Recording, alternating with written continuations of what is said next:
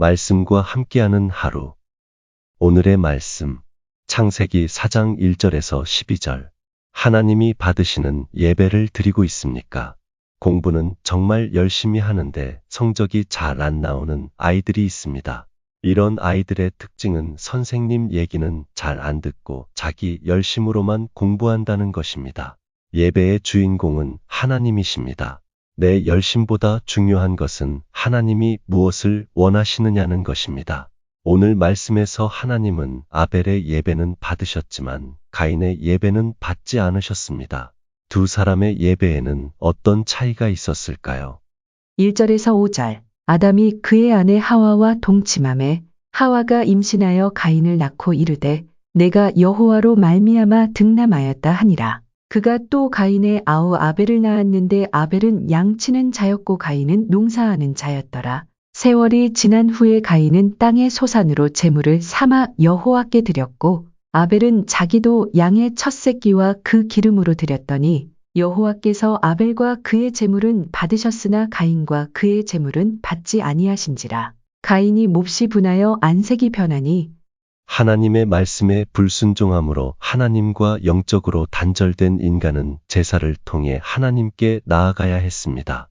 아담의 아들인 가인과 아벨은 각자 마련한 제물로 하나님께 제사를 드렸습니다. 가인은 농사를 짓는 사람이었고 아벨은 양을 치는 목자였습니다.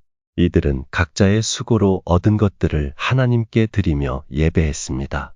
그런데 예배의 결과는 달랐습니다.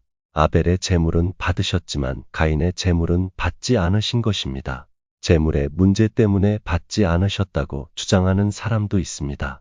피의 제사를 드려야 하는데 가인은 땅의 소산을 제물로 드렸기 때문입니다. 그러나 그 당시에는 하나님께서 어떤 제물로 예배를 드려야 한다는 지침을 내려주신 때가 아니었기 때문에 제물의 종류가 문제가 된 것은 아니었습니다. 6절에서 8절. 여호와께서 가인에게 이르시되 내가 분하여 함은 어찌 됨이며 안색이 변함은 어찌 됨이냐. 내가 선을 행하면 어찌 낯을 들지 못하겠느냐. 선을 행하지 아니하면 죄가 문에 엎드려 있느니라. 죄가 너를 원하나 너는 죄를 다스릴지니라. 가인이 그의 아우 아벨에게 말하고 그들이 들에 있을 때에 가인이 그의 아우 아벨을 쳐 죽이니라. 하나님은 가인에게 제물의 문제를 말씀하신 것이 아니라 예배의 태도에 관해 언급하십니다. 예배의 행위는 있었지만 마음으로 드리지 못했던 것입니다. 제물은 드렸지만 마음까지 드리지 못했던 것입니다. 행위는 있었지만 마음으로 드리지 못했고 예배와 삶이 분리되어 있었던 것입니다.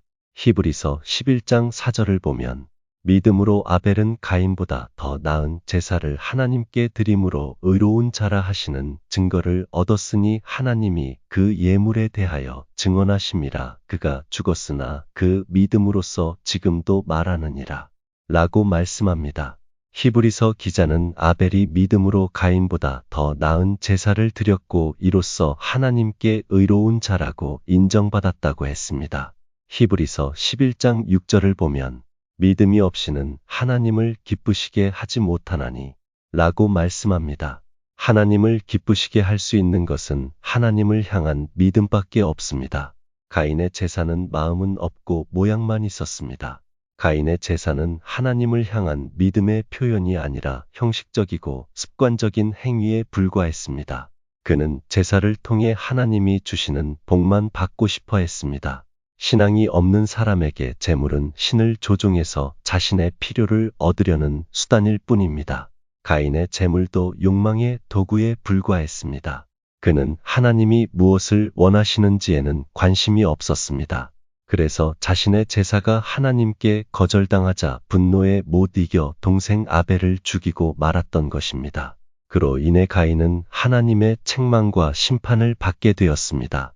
하나님은 제물보다 마음과 태도를 더 중요하게 생각하십니다.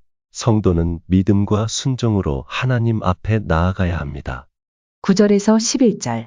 여호와께서 가인에게 이르시되 내 아우 아벨이 어디 있느냐. 그가 이르되 내가 알지 못하나이다. 내가 내 아우를 지키는 자니이까. 이르시되 내가 무엇을 하였느냐. 내 아우의 핏소리가 땅에서부터 내게 호소하느니라. 땅이 그 입을 벌려 내 손에서부터 내 아우의 피를 받았은즉 내가 땅에서 저주를 받으니리. 하나님은 가인을 책망하시며 그에게 경고하셨습니다. 죄가 원하지만 죄를 다스리라고 하셨습니다. 그럼에도 가인은 분을 참지 못하고 동생 아벨을 돌로 쳐 죽입니다. 하나님의 권면을 무시하고 마음이 완악해져 죄의 포로가 된 것입니다. 하나님께서 동생 아벨이 어디 있는지 묻자 가인은 자기가 아우를 지키는 자냐고 항변하기까지 했습니다. 하나님을 속이는 거짓말까지 한 것입니다. 하나님은 그에게 형벌을 내려 그가 살던 땅에서 떠나 방황하는 자가 되게 하셨습니다.